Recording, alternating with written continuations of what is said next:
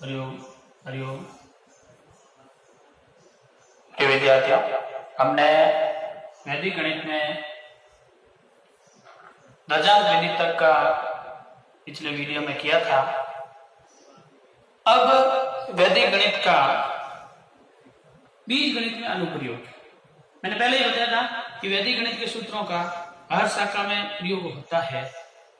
तो एक छोटा सा प्रयोग बीज गणित में 10वीं क्लास के पाठ्यक्रम में दिया हुआ है, क्योंकि हमारा उद्देश्य केवल 10th क्लास के विद्यार्थियों के लिए वैदिक गणित पढ़ाना है। तो 10वीं के स्टूडेंट के लिए बीज गणित में वैदिक गणित का प्रयोग किस प्रकार करते हैं, वैदिक सूत्रों का प्रयोग किस प्रकार करते हैं, वो हम समझने की आज कोशिश करेंगे। फिलहाल आपके पाठ्यक्रम में दो सूत्र जिनकी सहायता से सरल सरल समीकरणों का हल ज्ञात किया जा सकता है। जैसे बीज गणित के अंदर हम समीकरण हल करते हैं, अनेक तरीकों से करते हैं। द्विघात समीकरण सीधे आचार्य सूत्र से करते हैं, रैखिक समीकरण ग्राफीय विधि से भी करते हैं, दो चरों वाले x और y का मान। ठीक इसी प्रकार वैदिक गणित में सरल सरल समीकरणों का हल एक चर वाले समीकरण, इसमें केवल x हो या केवल y हो, इस प्रकार के समीकरणों का हल वैदिक सूत्रों से, वैदिक पद्धति से किस प्रकार करते हैं, ये हम इस वीडियो में जानेंगे। शुरुआत करते हैं। बीज गणित में वैदिक सूत्रों का प्रयोग, वैदिक पद्धति से सरल समीकरणों का हल है, वो 10वीं के पाठ्यक्रम में दिया हुआ है। दो सूत्र दिए हुए हैं। पहला सूत्र है परावर्तीय योजित, सूत्र परावर्तीय योजित। दूसरा है शून्य साम्य समुच्चय, जिसकी चर्चा हम अगले क्लास में करेंगे। अभी हम करते हैं परावर्तीय योजित का प्रयोग। इसका शाब्दिक अर्थ होता है पक्षांतरण तथा समायोजन। पक्षांतरण तथा समायोजन इस सूत्र परावर्तीय योजित का अर्थ है। अब इसका प्रयोग कैसे करते हैं, हमको अर्थ ध्यान नहीं रखे, ज्यादा प्रयोग ध्यान रखना है कि सूत्र का किस किस समीकरण में प्रयोग होता है। अंक गणित में जैसे सूत्र एकाधिकेन पूर्वेण का प्रयोग हमने जोड़, बाकी और गुणा में किया था, कुछ नियमों को लेकर के। जैसे गुणा करेंगे तो इकाई अंकों का योग 10 होना चाहिए, वर्ग करेंगे तो इकाई का अंक 5 होना चाहिए। ठीक उसी प्रकार बीज गणित में समीकरण हल करने के लिए परावर्तीय योजित का प्रयोग किस प्रकार करते हैं। पहला अनुप्रयोग, यदि, देखो कंडीशन फिक्स है, समीकरण में क्या होना चाहिए, यदि ax + b = cx + d हो तो समीकरण कैसा होना चाहिए। देखो दोनों तरफ दो दो पद दिए हुए हैं, बीच में बराबर है, ax प्लस होना चाहिए b, यानी x का गुणांक कोई अंक हो सकता है, उसके साथ एक संख्या जुड़ेगी, बराबर होगा cx + d। यदि ऐसा ही समीकरण हो, समीकरण इसी रूप में होना चाहिए, इसी प्रारूप में होना चाहिए, तो हम ये सूत्र लागू कर सकते हैं। यदि कोई भी समीकरण इस रूप में हो, ax + b = cx + d, तो सूत्र होगा x = d - b a - c, d - b बटा a - c, d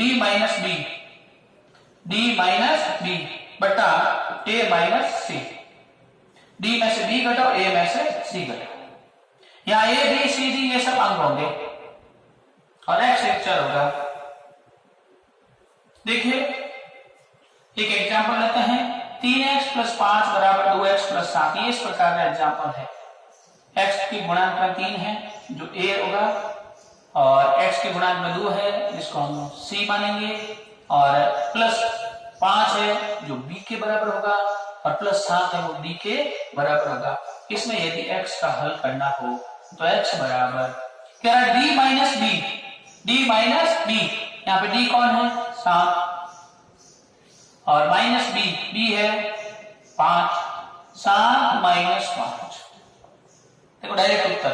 फिर a - c, a कौन है, 3, c कौन सा है, 2, 3 - 2, तो x का मान होगा 7 में से 5 घटाओ 2, 3 में से 2 घटाओ 1, 2/1 यानी 2, x बराबर आएगा 2। ये आंसर हो गया। समीकरण का पक्षांतर करना नहीं है, भाग देना नहीं है, केवल इसमें ये सूत्र लगाना है ना। नहीं तो क्या होता, पहले 5 को इधर भेजते, फिर 2 को इधर लाते, घटाते, फिर बाद में भेजते, ऐसे करते सामान्य सूत्र से। यहाँ वैदिक गणित में सीधा ये फॉर्मूला लगाना डी माइनस बी बटा ए माइनस सी। डी हो गया ये अचरपद और इसका अचरपद हो गया बी, डी माइनस बी बटा ए माइनस सी। पहले हम बीजगणित समझेंगे अच्छे से, उसके बाद इसका प्रयोग जब करेंगे तो बहुत इजी हो जाएगा। अब फिलहाल हम वैदिक गणित कर रहे हैं, इसमें एक बार टॉपिक करना जरूरी होता है। इस प्रकार के अनेक एग्जाम्पल आप प्रैक्टिस कर सकते हैं। इसके 4 अनुप्रयोग है। पहला अनुप्रयोग तो ये हुआ ax प्लस बी बराबर सी एक्स प्लस डी, एक रैखिक समीकरण है, बट्टे में कुछ नहीं है, फिर इसको ऐसे हल करना है डी माइनस बी बटा ए माइनस सी। दूसरा अनुप्रयोग, ध्यान दीजिएगा, दूसरा अनुप्रयोग में यदि समीकरण कैसा होना चाहिए, ax प्लस बी बटा पी, ax प्लस बी बटा पी बराबर सी एक्स प्लस डी बटा क्यू, ax प्लस बी बटा P C X plus D बटा क्यू हो तो इसी रूप में समीकरण होना चाहिए। यदि समीकरण इस रूप में है तो हल क्या होगा, dp minus dq, a Q minus C P. ये याद रखना होगा। वैसे मैं आपको तरीका बताता हूं, a को किससे गुणा करना है, d को p से, d को ये b है और ये p है, d को p से तिरछा गुणा करना है, अपोजिट गुणा करना है, माइनस b को q से, फिर a को q से और c को p से तिरछा गुणा करना है। d को करेंगे p से इधर, d को p से, b को q से, a को q से और c को p से तिरछा गुणा। ध्यान रखना, ऊपर d को p से गुणा करना है। वैसे ये फॉर्मूला क्या है, d माइनस बी बटा ए माइनस सी, इसमें क्या जोड़ना है, p q q p, ये जोड़ना है। ऐसे भी आप याद रख सकते हैं, क्योंकि यहाँ x का है ना, बट्टे में p और q समीकरण है, तो उसको यहाँ पे इस प्रकार साथ में गुणा करना है, वजह गुणा करना है।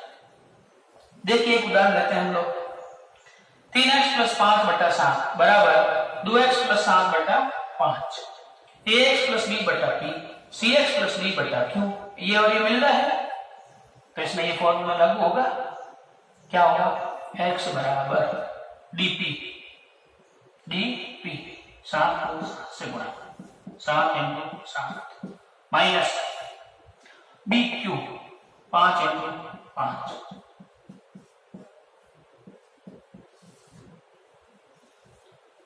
बटा A Q 3 into 5 minus C P 2 into 7। देखिए इसका इससे गुणा किया, 2 का 7 से गुणा हुआ।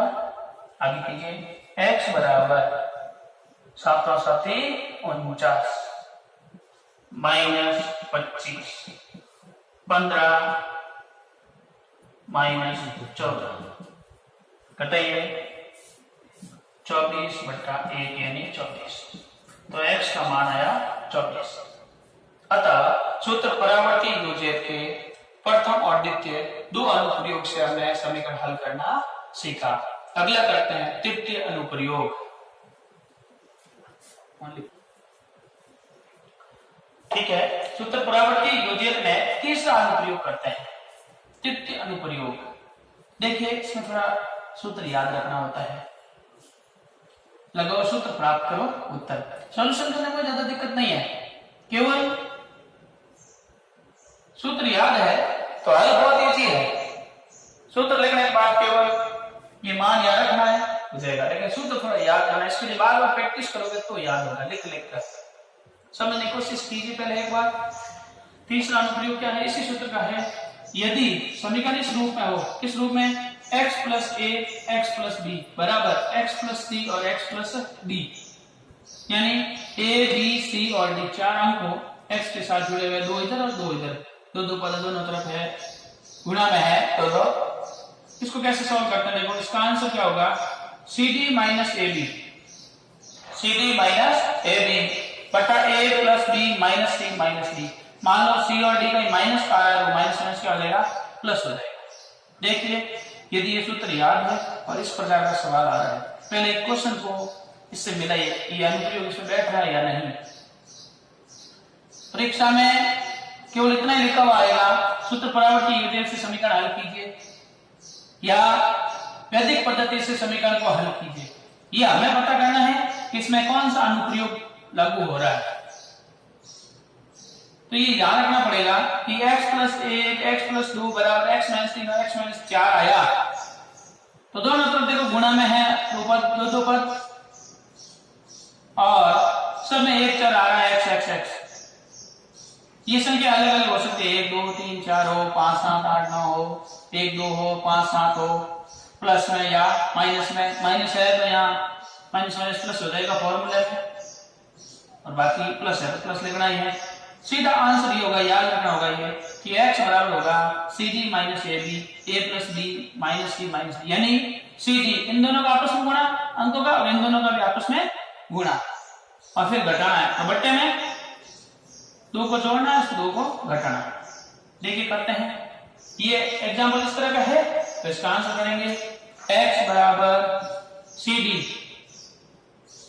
3 को 4 से गुणा किया -3 इंटू -4 फिर माइनस AB 1 को 2 से गुणा किया 1 गुणा 2 बट्टे में a + b - c - d a हुआ 1 + 2 -3 और माइनस का 4 4 3 12 माइनस प्लस -2 1 2 बट्टे में 2 और 1 3 माइनस प्लस तो यहाँ देगा 1 + 2 + 3 + 4 माइनस को माइनस होगा तो प्लस माइनस प्लस जोड़ दीजिए 12 में से 2 घटाओ 10 और इनको जोड़ो 10 10 में 10 का भाग दो 1 तो x बराबर आया 1। ये x का मान हो गया 1। इनको जोड़ दीजिए 12 में से 2 घटाया 10 बटा 10 बराबर 1 अतः x का मान हुआ x बराबर 1। ठीक इसी प्रकार चतुर्थ अनुप्रयोग क्या है देखिए समझने की कोशिश करते हैं।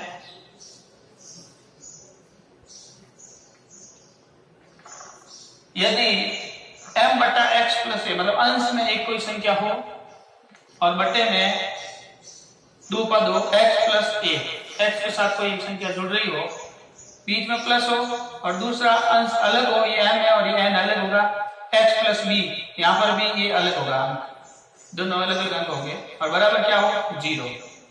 इस कंडीशन में कोई समीकरण आया हुआ तो उसका सॉल्यूशन होगा x बराबर -mb + na बटा m + n। माइनस तो पूरे के आगे होगा कि पूरा सॉल्व करने के बाद माइनस आएगा mb + na बटा m + n। m को b से गुणा करना है n को a से करना है और m और n को जोड़ना है। तिरछा गुणा m को b से n को a से और m + n अंशों का योग। ठीक देखिए एग्जांपल करते हैं कि उदाहरण लेते हैं 4 बटा x + 2 4m के बराबर होगा x और प्लस में 2 है बीच में प्लस इधर देखो 3 बटा x + 5 बराबर 0। ये लागू हो रहा है अनुप्रयोग इसमें तो x बराबर क्या होगा माइनस पहले ही सूत्र में माइनस लिख देना है फिर m को b से गुणा करवाना है 4 को 5 से गुणा करवाएंगे 4 × 5 प्लस n को a से 3 को 2 से देखो धीरे धीरे अभ्यास करोगे तो देखा 3 को 2 से गुणा करो 3 × 2 बट्टे में m + n m आ रहा है 4 + n आ रहा है 3 x बराबर -4 पंजे 20 प्लस 6 4 और 3 7 20 और 6 26 बटा 7 आगे माइनस है माइनस लगा दो माइनस का 26 बटा 7 26 बटा 7 किसका मान आया x का मान आया। इस प्रकार चौथे अनुप्रयोग से ये समीकरण हम हल कर सकते हैं। तो हम क्या कर रहे हैं बीज गणित में वैदिक सूत्रों का प्रयोग कर रहे हैं। पहला सूत्र कर रहे हैं परावर्तीय योजित इसके कितने अनुप्रयोग थे? 4 अनुप्रयोग थे। पहले सूत्र में 4 अनुप्रयोग है। चारों अनुप्रयोग का एक एक उदाहरण हमने समझा और आप एक एक उदाहरण घर पर लेकर अभ्यास कीजिए, चारों सूत्र समझ में आ जाएंगे। छोटे छोटे सूत्र है। 2 नंबर का एक क्वेश्चन, 11वां क्वेश्चन जो आता है वो इसमें से आने के चांस रहते हैं। वैदिक गणित में मैंने आपको पहले बताया 3 क्वेश्चन आते हैं, पहला, दूसरा और 11वां। 11वां क्वेश्चन 2 अंक का जो आता है वो एक कोई भी समीकरण दे देंगे, आपको प्रश्न कैसा आएगा? ये समीकरण दे दिया और इस समीकरण को वैदिक सूत्र से हल कीजिए या सूत्र परावर्ती योजना से कीजिए। दूसरा सूत्र है शून्य साम्य समुच्चय, उसके 6 अनुप्रयोग है। इसके बाद हम द्वितीय सूत्र के 6 अनुप्रयोग करने जा रहे हैं।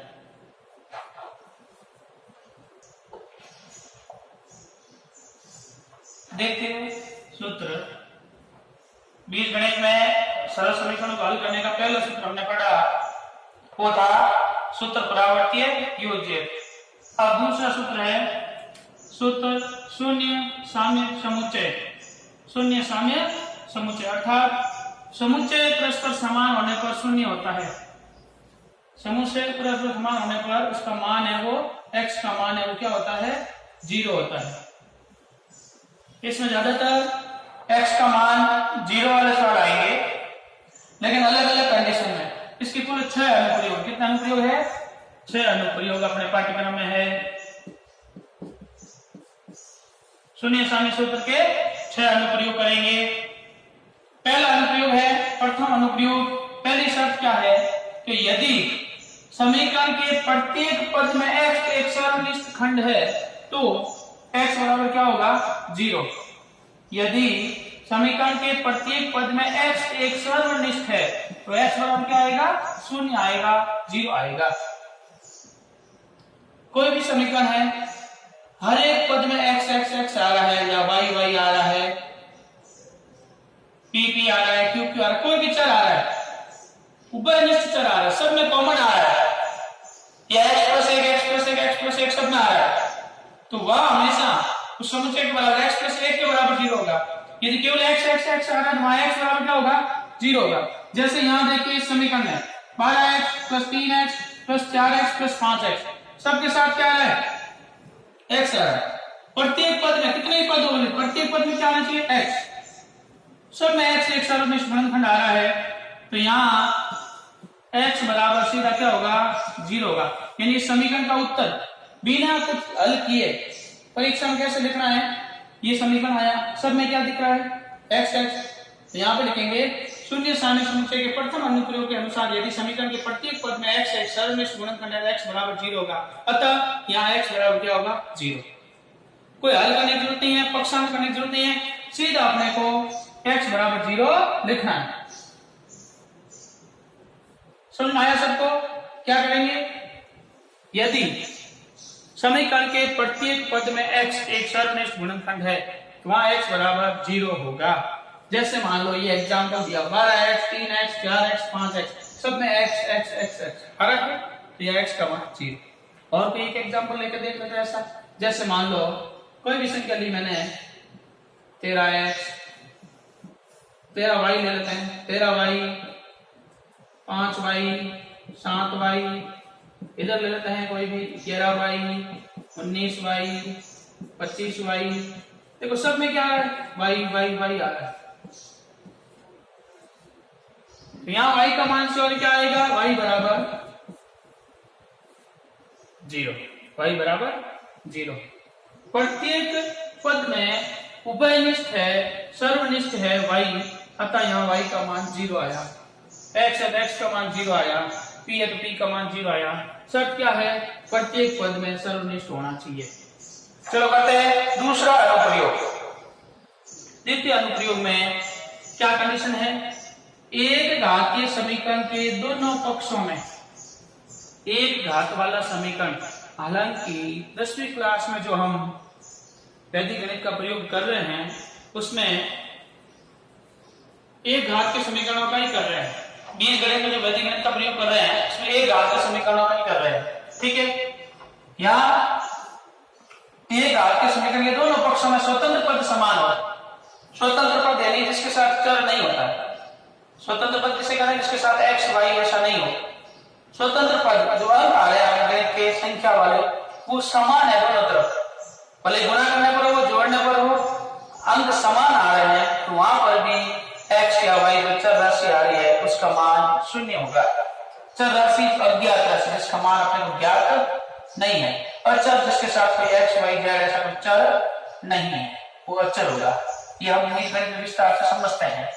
यहाँ एक एग्जांपल लेते हैं जिसमें x + 5 x + 5 दोनों तरफ क्या आ रहा है 5 5 आ रहा है, तो यहाँ x का मान क्या होगा x = 0।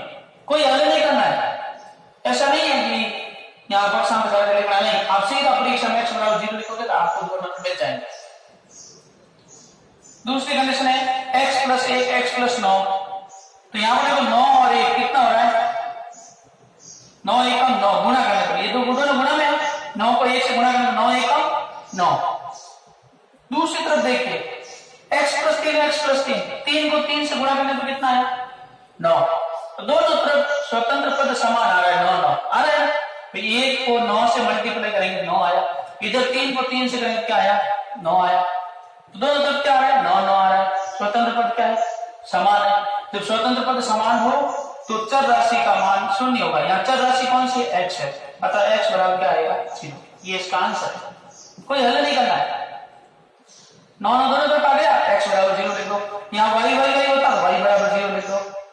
z है, ना तो वजन गुणा करना है ना पक्षांतर करना है, किसी प्रकार कोई हल नहीं करना है, डायरेक्ट उत्तर आएगा x = 0। चूंकि सूत्र का नाम ही है शून्य साम्य समुच्चय, समुच्चय परस्पर समान होने पर 0 होता है। इसका एक एग्जांपल और करते हैं। x + 3 2x + 5 + 4 = 2x + 6।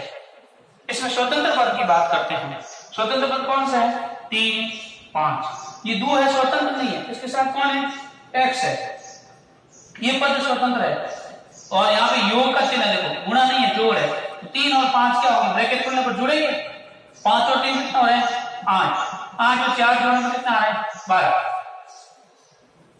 इधर देखिए ये ब्रैकेट खोलेंगे 2 से गुणा करेंगे 2x और प्लस 6 दूनी 12, 2 को 6 से गुणा करेंगे 12, दोनों तरफ क्या है 12 12, स्वतंत्र पद समान है, तो यहाँ डायरेक्ट x का मान क्या होगा x = 0।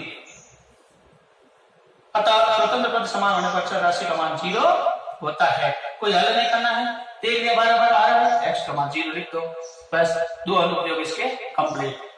4 अनुप्रयोग अभी और है जो करते हैं।